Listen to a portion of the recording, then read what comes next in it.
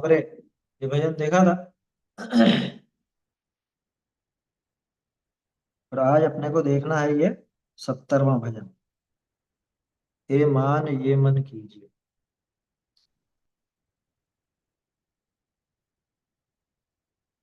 हे मान ये मन कीजिए, भज प्रभु तज सब बात हो।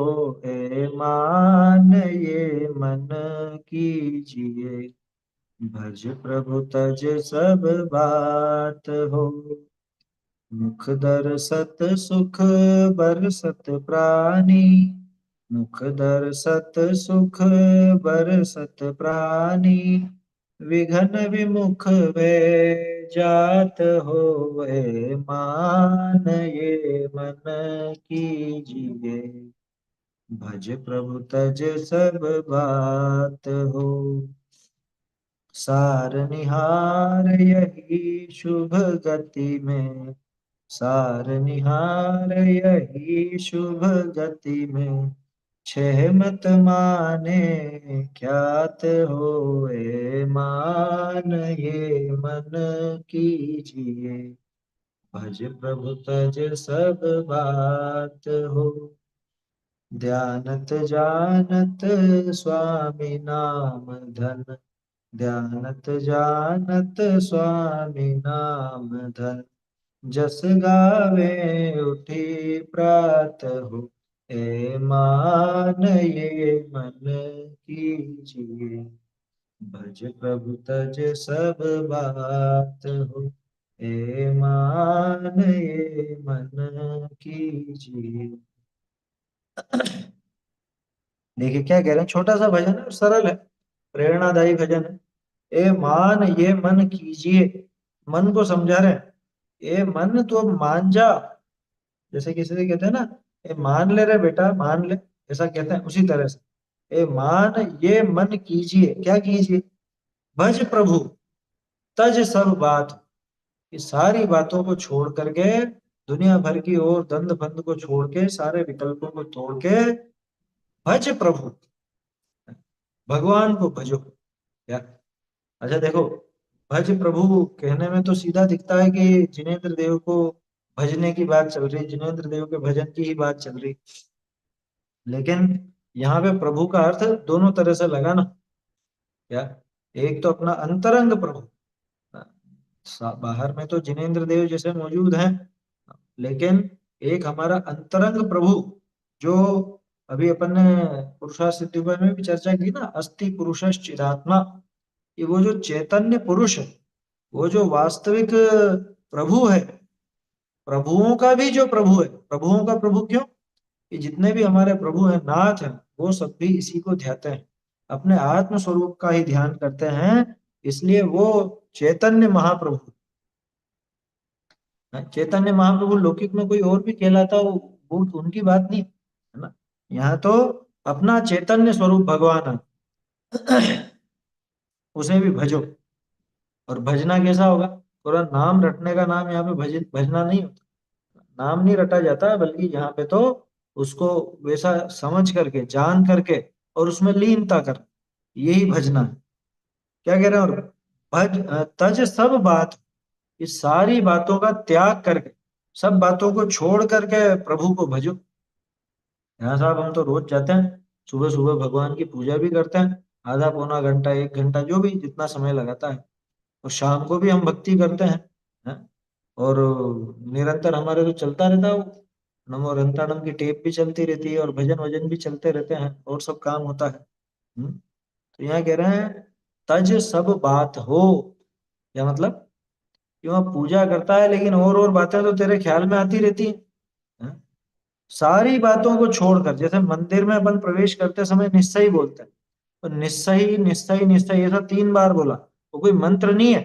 3 बार बोला, वो तो प्रतिज्ञा की, क्या पक्की प्रतिज्ञा की, कि हम जब तक मंदिर में रहेंगे, जब तक जिनेंद्र देव के समक्ष रहेंगे, तब तक हम सब सांसारिक कार्यों का निषेध करते, सब सांसारिक कार्यों को त्याग कर, यह है बात यहाँ। भज प्रभु तज सब बात, सारी बातों को छोड़कर, दुनिया भर की सारी बातों को छोड़कर, तोरि सकल जग दंद फंद निज आत्म ध्याओ। ऐसा आता है ना, लाख बात की बात यही निश्चय उड़ाओ, तोरि सकल जग दंद फंद निज आत्म ध्याओ। वहां तो आत्मा की बात है, यहाँ पे भी आत्मा की बात। निश्चय से देखो तो जगत की समस्त बातों को छोड़कर अपने आत्म प्रभु का ध्यान, और व्यवहार से कहो तो कि जिनेन्द्र देव का जाप करो। निश्चय शरण आपको आप व्यवहारे परमिष्टि जाप, तो परमिष्टि का जाप करो सारी बातों को छोड़कर। मतलब फिर चित्त को इधर उधर मत डोलाओ। जब भगवान की पूजा कर रहे हो तो भगवान की पूजा करो, वहां पे भगवान के गुणों का स्तवन करो, उनका उनके गुणों का स्मरण करो। यहाँ तो नैवेद्य और वो सब चढ़ाते रहते हैं, और पता नहीं जाने कहाँ कहाँ के विचार आते रहते हैं। हाँ?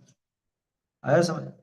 तो ये इसीलिए उन्होंने कहा भज प्रभु तज सब बात, सारी बातों को छोड़ करके तू प्रभु के भजन में लग। देखो क्यों कह रहे हैं उनकी, उनको भजने की बात। मुख दर्शत सुख बरसत प्राणी, प्राणी जो भी उनका ध्यान करता है, उनका मुख देखता है, भगवान का मुंह देखते ही सुख बरसत प्राणी। जिनेन्द्र देव के मुख का दर्शन करते, यानी जिनेन्द्र देव की प्रतिमा का दर्शन करने जाते हैं, उनका दर्शन करते ही सुख बरसने लगता है। निश्चय से लगाओ तो ये अपने आत्म स्वरूप का दर्शन करते ही इधर से सुख की वर्षा होने लगती है। आया समझ में? आनंद बरसने लगता है। विघन विमुख वे जात हो, और जितने भी विघ्न हैं लौकिक में भी अपन देखते हैं, जो भी प्रतिकूलताएं हैं वो सब विमुख हो जाते हैं, दूर हो जाते हैं। अभी हम विचारने की बात है कि साहब हम तो इतने इतने घंटे भगवान के सामने खड़े रहते हैं, उनकी पूजा भक्ति सब करते हैं, हमारे तो इतने पाप का उदय आता जा रहा है, विघ्न विमुख क्यों नहीं हुए? या फिर होते हैं तो कैसे होते हैं?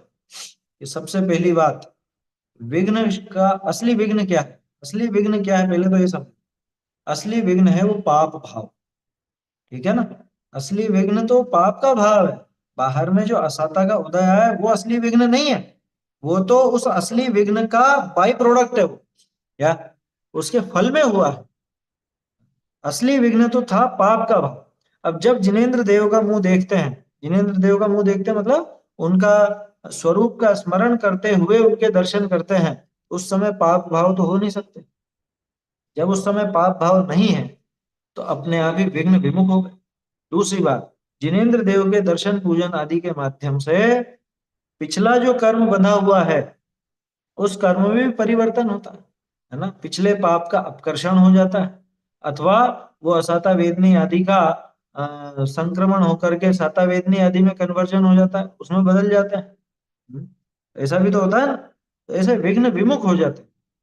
अब कोई सोचे कि साहब दर्शन कर लिया और फिर भी उसके बाद भी हमारा तो पाप का उदय, भैया वो तो पिछले बांधे हुए है ना।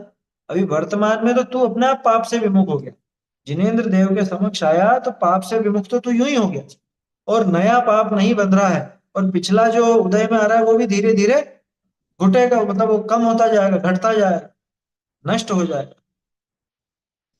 अपन ने पहले अधिकार में देखा ना मोक्षों प्रकाशक में, अरहंत आदि से प्रयोजन सिद्धि।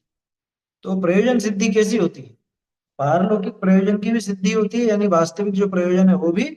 और देखो अपन तो ग्रंथ ही पढ़ रहे हैं, पुरुषार्थ सिद्धि उपाय, पुरुष के अर्थ की यानी प्रयोजन की सिद्धि का उपाय। तो प्रयोजन की सिद्धि तो ऐसे होती है, और ऐसा प्रयोजन मतलब ये जो मोक्ष का प्रयोजन है, ये तो जिनेन्द्र देव को समझे बिना, जिनेन्द्र देव के स्वरूप को जाने बिना तो सिद्धि हो नहीं सकती।